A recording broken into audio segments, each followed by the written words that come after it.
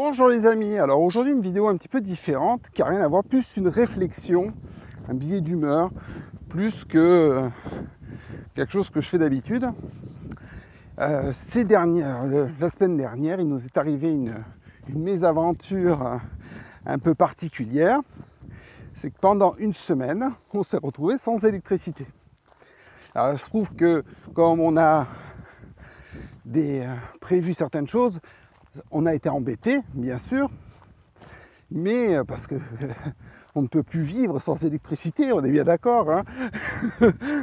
Si ce n'est pour l'électricité, pour plein de choses, même chez nous on a un chauffe-eau au gaz, sauf que le déclenchement est électronique, donc sans électricité il ne fonctionne pas. Donc voilà, juste pour l'anecdote, c'est assez marrant, donc on est vraiment dépendant de l'électricité. Mais ça m'a donné l'occasion de faire une réflexion, c'est de se rendre compte dans quel brouhaha on vit toute la journée. Et oui, parce que quand c'est arrivé, du coup, c'est d'un coup, hein, l'électricité ne marchait plus. Et au bout de, je sais pas, au bout d'une heure, pourtant on était en pleine journée, et j'avais l'impression, pas l'impression, la réalité, il n'y avait pas un bruit. Et quand il y avait du silence dans la maison. Mais alors vraiment un silence, alors on dirait de mort, mais vraiment un silence presque absolu, c'était vraiment très étonnant.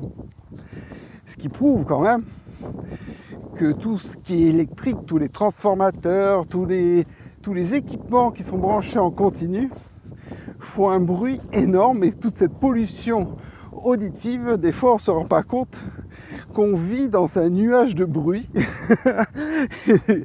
et que c'est vrai que c'est pertinent. Et la deuxième réflexion que je me suis faite, c'est que c'est vrai, alors comme on avait des équipements de camping pour prendre des douches à l'extérieur, on a pu se doucher sans aucun problème, parce que j'ai une douche qui fonctionne, une douche solaire, donc on a pu se doucher, tout ça, excellent, avec de l'eau bien chaude. Et c'est vrai que ça, du coup, on se rend compte de notre dépendance à l'électricité et le fait qu'on n'est pas du tout autonome sur cet aspect-là, et qu'on a vraiment besoin, tout à chacun, de pouvoir être autonome au niveau de l'électricité, c'est-à-dire prévoir des équipements qui nous rendent autonomes, comme aussi au niveau de la chaleur. Là on était en plein été, donc on n'a pas eu à mettre de chauffage, mais de pouvoir avoir des solutions alternatives à l'électricité en cas que ça ne fonctionne pas. Et du coup c'est intéressant parce que ça nous fait aussi réfléchir comment diminuer notre consommation, ou de prévoir suffisamment d'équipements pour que ça couvre tous nos besoins. Donc voilà, une petite réflexion intéressante sur le fait de pouvoir prévoir des équipements ou du matériel pour être vraiment autonome au niveau de l'énergie. Et je pense que c'est vraiment un des points essentiels, qu'on soit propriétaire ou locataire, d'avoir une stratégie au niveau de l'énergie pour vraiment être autonome. Réfléchissez, pensez-y, voilà. Je pense qu'il y a vraiment quelque chose à faire et que c'est indispensable pour son confort et aussi son indépendance.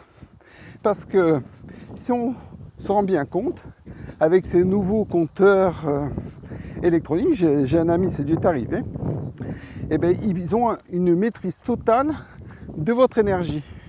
Ça veut dire que maintenant, assis confortablement dans leur fauteuil, ils ont un contrôle sur vous.